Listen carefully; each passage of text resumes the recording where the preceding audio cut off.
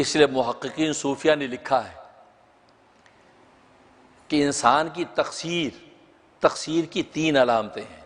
انسان یہ سوچے کہ یار میری زندگی میں تقصیرات ہیں، میں اللہ تبارک و تعالیٰ کی نظر میں کہیں گر تو نہیں گیا ہوں۔ اگر یہ 3 چیزیں انسان کی زندگی کے اندر نظر آتی ہوں، وہ سمجھے کہ اللہ کی نظر سے گر گیا۔ آج ہر آدمی کو یہ شوق ہوتا ہے مجھے پتہ چلے اللہ کی نظر میں میری کوئی قیمت ہے یا نہیں، یا میں اللہ کی نظر میں میرا کوئی مقام ہے یا نہیں، یا کہیں میں اللہ کی نظر میں گرا ہوا تو نہیں ہوں۔ تو اولیاء کاملین نے 3 علامتیں لکھی ہیں، فرمایا 3 علامتیں ہیں، اگر یہ 3 علامتیں تمہارے اندر نظر آتی ہوں، 3 علامتیں اگر تمہارے اندر نظر آتی ہوں تو تم سمجھ جاؤ کہ اللہ تبارک و تعالیٰ کی نظر سے تم گرے ہوئے ہو۔ بھلے تم اچھا کھاتے ہو، بھلے تم اچھا پیتے ہو، بھلے تم اچھا پہنتے ہو، بھلے تم اچھی زندگی گزار رہے ہو، بھلے تم اچھے مکان بناتے ہو، بظاہر تمہارا کچھ بھی سٹیٹس ہوتا رہے، لیکن اللہ تبارک و تعالیٰ کی نظر میں تم گرے ہوئے ہو۔ پہلی علامت یہ کہ انسان اپنے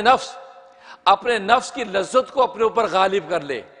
اپنے نفس کی لذت کو غالب کر لے، اپنے نفس کا بندہ بن جائے، لہذا نفس کی جتنی خواہشات ہیں وہ پوری کرنے میں لگا ہوا ہے۔ اس کو اس سے مطلب ہی نہیں کہ یہ جائز ہے ناجائز ہے، یہ حرام ہے یا حلال ہے، میرا اللہ اس سے خوش ہے نہ خوش ہے، نبی کا امر ہے یا نہیں، بس وہ اپنے نفس دل کیا، جو کھانے کو دل چاہے کھا ڈالا، جو پینے کو دل چاہے پی ڈالا، جو پہننے کو دل چاہے پہنے، جہاں گھومنے کو دل گھوم گیا، جس سے گپ شپ لگائے، تو گویا کہ زندگی بالکل ایسی جانوروں سے بھی بدتر۔ ورنہ جانوروں کا بھی ایک کرائٹیریا ہوتا ہے کہ جانور کہاں جاتے ہیں کہاں نہیں جاتے ہیں، کس سے ملتے کس سے نہیں ملتے، لیکن یہ آدمی ایسا نفس کا بندہ بن گیا ہے، اتنے اپنے آپ کو نفس کے غلبے میں ایسا کر دیا ہے کہ ہر وقت یہ اسی دوڑ بن میں رہتا ہے، جی کیا چاہتا ہے، یہ میرا جی چاہتا ہے میں یہ کھا لو، میرا جی چاہتا ہے یار میں پی لو، میرا جی چاہتا ہے یار سویا رہوں، نماز مؤذن اذان دیتا تو دیتا رہے، حی علی الصلاۃ آؤ نماز کی طرف، حی علی الفلاح آؤ کامیابی کی طرف، اور جتنا کامیابی کی طرف بلاتا رہے تو بلاتا رہے۔ مجھے تو یہ سونے میں کامیابی نظر آتی ہے، مجھے تو لیٹے میں کامیابی نظر آتی ہے، مجھے تو یہ ڈرامہ فلم دیکھنے میں کامیابی نظر آتی ہے، مجھے یہ ویڈیو دیکھنے میں کامیابی نظر آتی ہے۔ وہ مؤذن حی علی الفلاح کہتا تو کہتا رہے، مجھے تو اپنا من پورا کرنا ہے۔ یہ جب انسان کی زندگی کی کیفیت ہو جائے تو سمجھے کہ اللہ تبارک و تعالی کی نظر سے گر گیا ہے۔ تو پہلی علامت یہ، اور دوسری علامت یہ کہ تقدیر کے نوشتے کے اندر جو کچھ اللہ تبارک و تعالی نے مقدر کر دیا ہے اس میں وہ اللہ تبارک و تعالی سے جھگڑا کرے، اللہ سے جھگڑا کرے، کیونکہ دیکھیں انسان کی ایک کوشش ہوتی ہے، ایک اللہ کا منشا ہے، اللہ اپنا منشے کے مطابق ایک فیصلہ کر دیتا ہے، انسان کی کوشش کے باوجود نتیجہ اس کے خلاف آتا ہے، تو سمجھ جائے کہ تقدیر میں فیصلہ یہی تھا، اور کہ نہیں جی اللہ کی تقدیر غالب آ گئی، جو اللہ نے چاہا وہ ہو گیا، میں نے تو اپنی پوری کوشش کی لیکن اسباب کے باوجود یہ جب کام نہیں ہوا تو میں اللہ تبارک و تعالیٰ کی رضا پہ راضی ہوں۔ اللہ سے جھگڑا نہ کرے کہ یا اللہ تو نے یہ کیا کیا، ایسا کیوں کر دیا، ہم نے اپنے ابا کا تو بہت قیمتی علاج کروایا تھا، ہم نے تو اتنے دوائیں دی تھی، پھر میرا ابا مر گیا، یا اللہ یہ کیا بات ہے، اچھا بھلا صحت مند تھا کیوں مر گیا۔ نہیں، یہ تقدیر کے نوشتے میں فیصلہ، کیونکہ اللہ تبارک و تعالی پہلے آپ سے یہ ایمان لے چکا ہے کہ کوئی نفس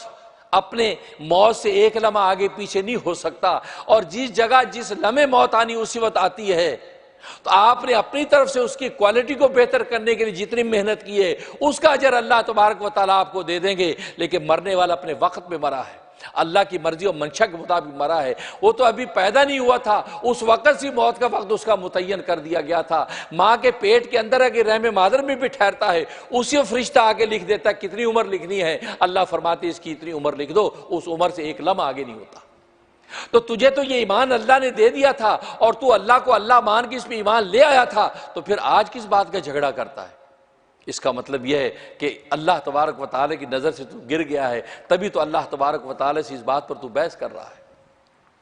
تو فرمایا کہ یہ دوسری علامت اس بات کی کہ اللہ تبارک و تعالی کی نظر میں انسان گرا ہوا ہے۔ اور تیسری علامت یہ ہے کہ اللہ تبارک و تعالیٰ کا امر ہے، جب اللہ تبارک و تعالیٰ کا امر اس کے سامنے آ جاتا ہے تو پھر اس امر کو پورا کرنے کے لیے بے چین ہو جائے، عملی طور پہ بے چین ہو جائے۔ عملی طور پہ اللہ کا امر نماز ہے، بس مجھے اب نماز ادا کرنی ہے، اللہ کا امر روزہ ہے، مجھے روزہ رکھنا ہے، اللہ کا امر اس وقت غریبوں کے اندر جو ہے رزق بانٹنا ہے، میں یہ عملی طور پہ یا تو اگر استطاعت اس کے اندر لگ جائے، اور یا اگر استطاعت نہیں ہے، خود ہی انسان کمزور ہے اور گناہ کے اندر لت پت ہے، تو اندر دل کے اندر اس کے یہ تڑپ پیدا ہو جائے، کاش یار میں نماز پڑھ لوں، کاش یار میں روزہ رکھ لوں، یار بہت گناہوں میں لت پت ہوں، یا اللہ مجھے توفیق دے دے میں تیرا نمازی بن جاؤں، یا اللہ توفیق دے دے میں اس گناہ سے نکل آؤں۔ وہ گناہوں میں ہے لیکن تڑپ یہ ہے کہ میں نکل آؤں، جیسے دلدل کے اندر پھنسا ہوا وہ شخص نکلنے کی کوئی ہر لمحہ کرتا رہتا ہے، نکلنے کی کوشش کرتا رہتا ہے، آخر وہی دم توڑ دیتا ہے۔ لیکن اللہ تبارک و تعالی کوشش کی قیمت لگتی ہے، جو بندہ یہ کوشش کرتا رہے تو سمجھے کہ یہ اللہ تبارک و تعالی کی نظر سے بھی گرا نہیں، لیکن اگر اس نے یہ کوشش چھوڑ دی اور اسے ہاتھ پر چت گر گیا اور اس نے جو اپنے من مانی اللہ کے امر کو غافل ہو کر توڑتا رہا، سمجھ کہ اللہ تبارک و تعالی کی نظر سے گر گیا۔ تو گویا کہ نفس کا غلبہ اپنے اوپر لے لیا، اسی تقدیر کے نوشتے پر اعتراض کیا، اور تیسرا کہ جو اس نے گویا کہ اللہ کے امر سے غفلت برت لی، تو یہ تین کیفیتیں اگر اس کے اندر پیدا ہو گئیں تو سمجھ جاؤ کہ یہ اللہ تبارک و تعالیٰ کی نظر سے گر گیا ہے۔ اور اگر یہ کیفیت نہیں ہیں، اس کے اپوزٹ انسان کچھ نہ کچھ کوشش کرتا ہے یا اللہ کے سامنے نادم رہتا ہے، اس کا مطلب ہے کہ اللہ تبارک و تعالیٰ کی ہاں ابھی گرا نہیں ہے، اگر اور محنت کرتا چلا جائے گا تو اللہ تبارک و تعالیٰ اپنا قرب خاص عطا فرما دے گا۔